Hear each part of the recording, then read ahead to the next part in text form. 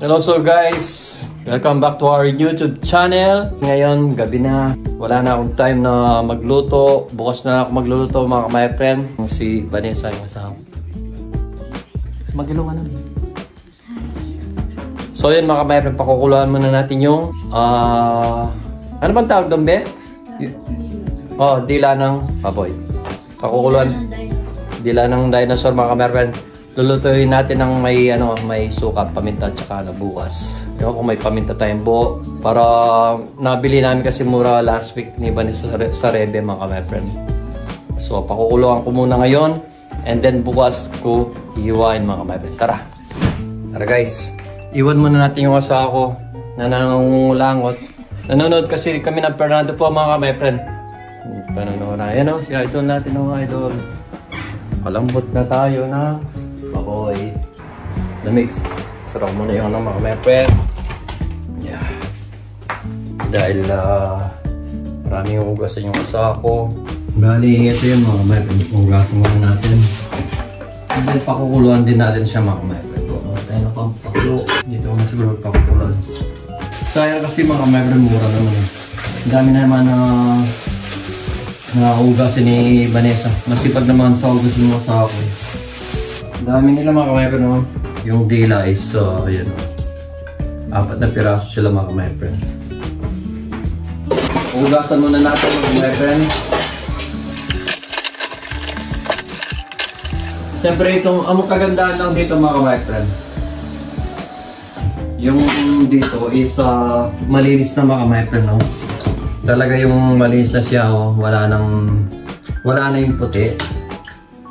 Wala na yung puti yung mga my friend, malinis na. Pakukuluan na lang, and then bukas, hiwain natin bukas mga my friend. So yan is yung mga my friend, lagyan natin ng asin. Lagyan natin ng asin. Lagyan natin ng pepper. Wala pa akong nabibiling black pepper talaga. Singkutsa muna natin siya mga my friend. And then, yan na muna. Pakuluan muna natin mga my friend. Palalambutin lang natin, pakukulan, palalambutin mga my friend, then bukas iwain na natin. Dahil yung asawa ko is, maaga siyang nagtatrabaho. Bukas kung okay na siya, binila ko siya ng noodle kanina para makakain siya mga my friend. Para baka ganahan siya kumain. Bumili rin na ako ng gamot niya para sa tanong. So yan mga my friend, pakuluan muna natin siya mga my friend. Pakuluan muna natin. And then after 20 minutes o 30 minutes mga my friend, pwede na natin patayin.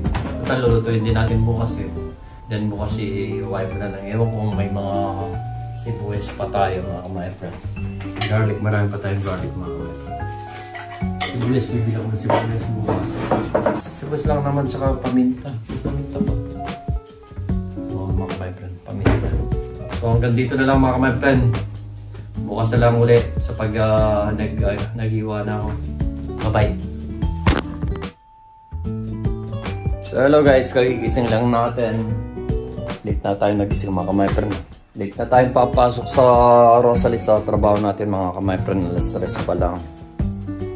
Kaya late na ako nagising na unang nagtrabaho si Vanessa ngayon. So ngayon mga my friend, kagabi pinakulo ko na yung niluto natin. Ngayon mag-iwain lang natin. Para maluto na mga my friend. Tara. Before that, mag-change muna tayo ng costume. Mga nakapatulog ako mga my friend. Pagpalit na tayo ng mga my friend. Solid ang trabaho to kaso lalaban na ni Vanessa to mga my friend. Kaya ito na sinod ko. Magluluto tayo mga may niluto tayo mga my friend. Papasok pa rin tayo mamayang alas 3. Saan na natin mga my friend. Mga my friend is dila. Dila ng dragon mga my friend. Iwain ko muna, slice ko muna. Yung iwaso ko muna ganito kaliit lang siguro. Dila ng dragon to mga my friend.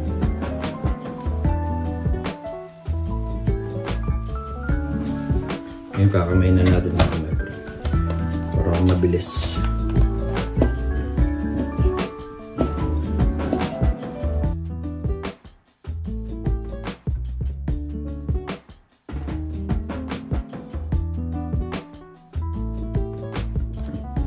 Actually, madali lang luto ito kaso wala tayong ano mga kameper. Wala tayong sibuyas ba? Bawang meron tayo pero sibuyas wala. Yan na siya mga kameper. Yan yung dila ng dragon. Yung dila ng bawang.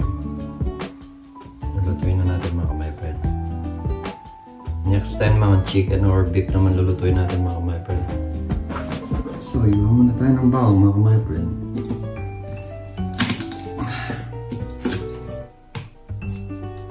First time kasi magluto ng ganito mga kameper.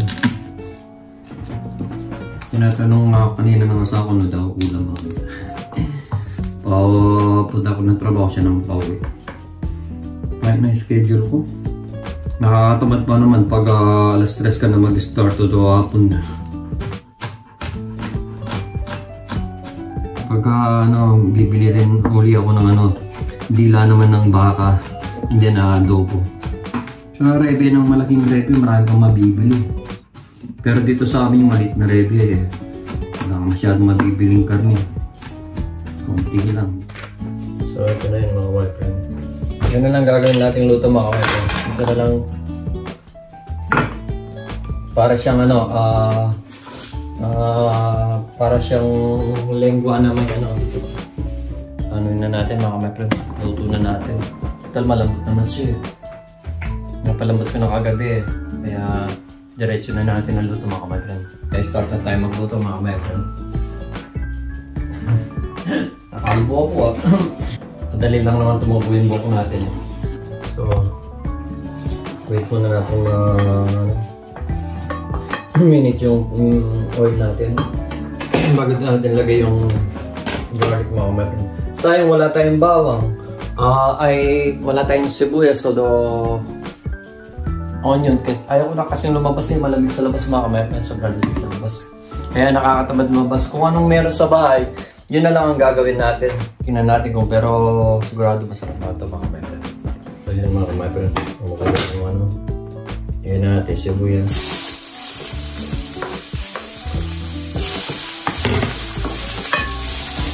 Muro na mga kamepen. Then lagyan na natin yung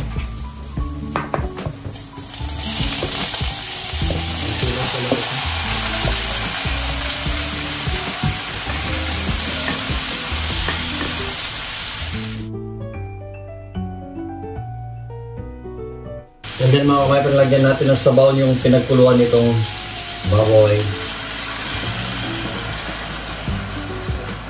Para hindi siya masyadong matigas. Pero usual na napakuluan ko ng kagabi ito. Pero hindi pa totally malambot. Lagyan natin ng stick pepper. Gusto pa naman ng asawa yung mga paminta mga kameper. Lagyan din natin ng konting lang, tansya mga kameper. Yung mga talaga ganyan ng tansya. Lagyan natin ng konting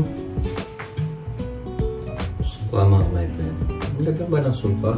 Ano kaya? Hindi ko alam kung ito na lalagay ko. Ito na lang. Hindi ko na lagyan ng supa. Kasi pag nilagyan ko ng supa, kapang yung lasa ng so wait muna natin lumambot mga kameper. Although matakpan muna natin kasi baka hindi siya kaso maliit yung pagtakip. So guys, takpan muna natin. Balikan natin after 5 minutes mga kameper. So mga kameper, tingnan natin. Ano lang natin mga kameper. Pag natuyo na ng konti, wait muna natin medyo matuyo yung niluluto natin my friend. And then lalagyan na natin yung mga sangkap natin mga kameper. First time ko magluto ng ganito mga kameper. Buksan na natin yung corn natin, yung mais. At saka yung sauce natin, yung sauce. Lagyan na lang natin maya-maya mga kameper. Ano lang ito mga kameper. Ula-ula.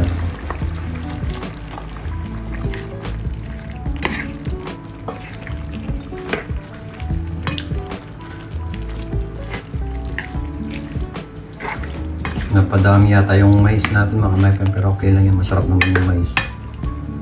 Healthy naman yan. So ilagay na natin siguro yung Hollandaise sauce natin mga kameper.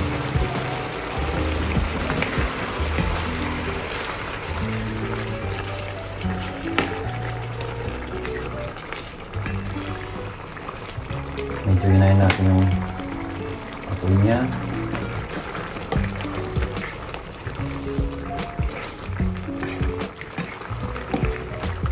Mukha naman siyang masarap mga kamay.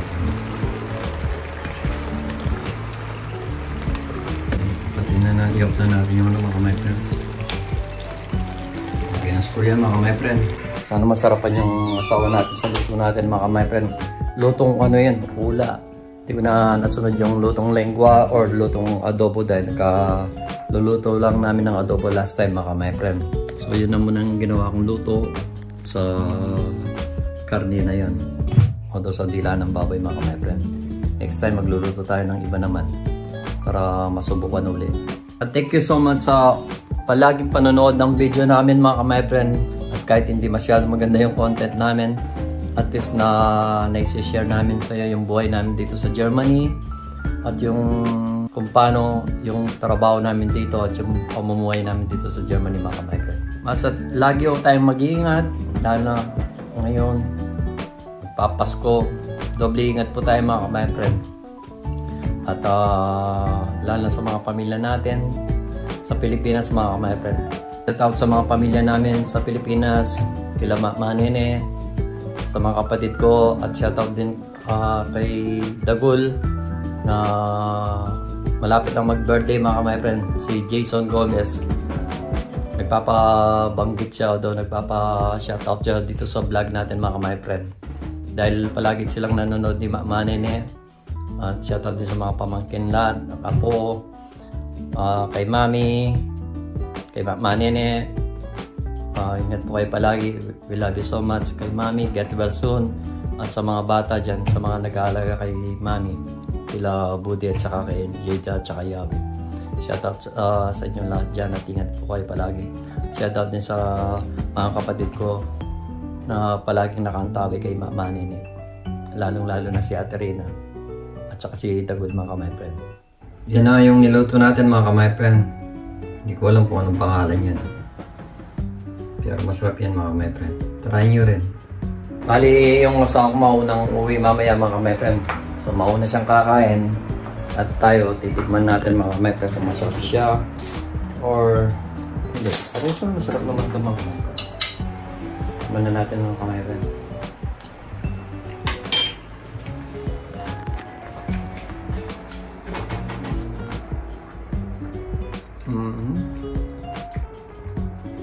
Malambot na siya mga kamay friend. Creamy siya. Nasa yung mais. Dahil may nila yung dapat pala kalating lata lang ng mais eh. Pero sayang naman yung mais mga kamay friend, masisira lang. Pero masarap siya. Mag-usan ng asawa yan. Kahit magkanin siya o kahit tinapay pwede. Masarap siya talaga mga kamay friend. Pero mga kamay friend, kain na po. Ako lang kain mag-isa. Wala yung asawa ko eh. Trabaho siya ngayon. First time ko magluto ng ganito eh. Tinanong pa kay Manene niya kung anong masarap na luto sana. So, ano nga, itong karne na ito.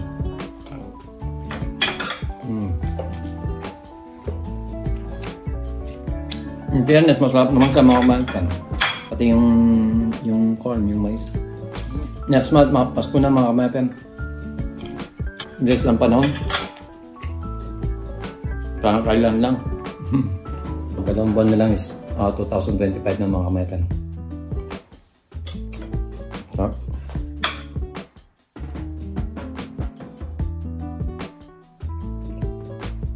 Masarap pa naman nagpapasko sa Pilipinas mga kamay-kan. Maraming taga dito sa Germany na uwi ng Pilipinas mga kamay-kan. Ng December. Ula lang to mga kamay-kan.